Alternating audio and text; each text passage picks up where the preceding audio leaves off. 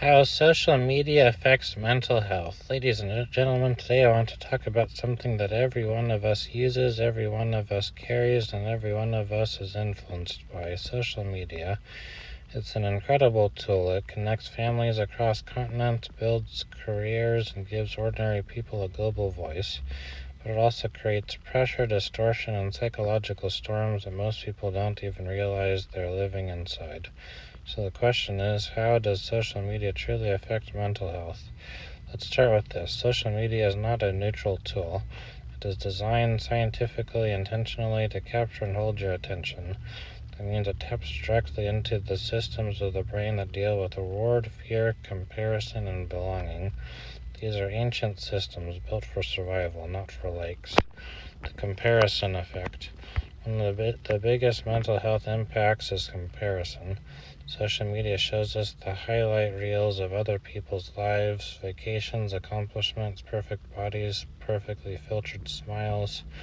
What do we compare these images to? Our real lives, our tired mornings, our financial struggles, our breakouts, our loneliness, our mistakes. This creates a psychological distortion. We believe other people are doing better than we are.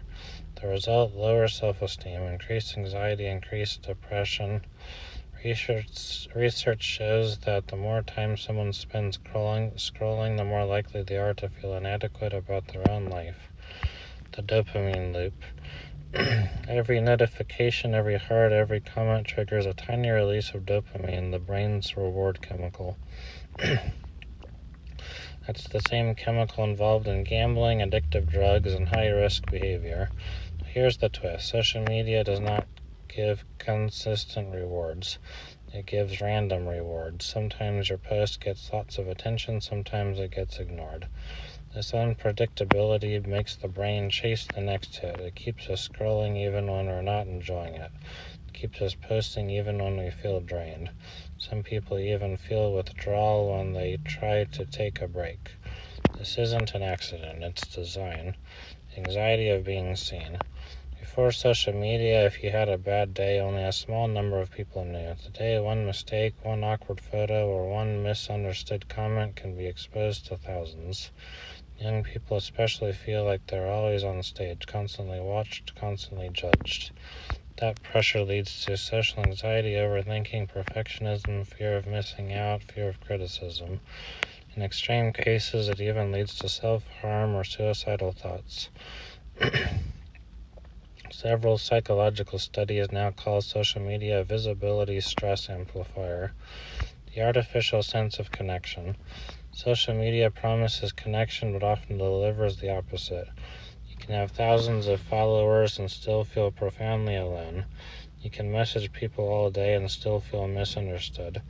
That's because digital connection is not the same as human connection. We need eye contact, tone of voice, presence, and physical closeness. These regulate the nervous system in ways apps cannot. Many people feel more isolated today than ever, not because they lack connection, but because they have the illusion of connection. It's like drinking salt water. You consume more, but you end up thirstier. The exposure to toxic content. Social media exposes people to arguments, political fights, bullying, unrealistic body standards, misinformation, constant tragedies, and disasters. Our brains were never meant to absorb news from 50 countries at once. We were never meant to compare bodies to photoshopped influencers. We were never meant to be judged by strangers in the comments. This chronic exposure creates emotional exhaustion, compassion fatigue, and a constant sense of doom. Sleep disruption. Scrolling at midnight doesn't just steal sleep, it disrupts the circadian rhythm, raises stress hormones, and increases irritability the next morning. For people with anxiety, depression, bipolar disorder, or PTSD, poor sleep can escalate symptoms dramatically. Many people think they have a mental health problem when what they really have is a sleep disorder created by late-night scrolling. The positive side. Now, social media is not inherently evil. It helps people find communities, learn, share experiences, and express themselves creatively. It helps people with rare conditions find support. It gives a voice to those who've historically been ignored. The problem is not the existence of social media, it's the relationship we have with it.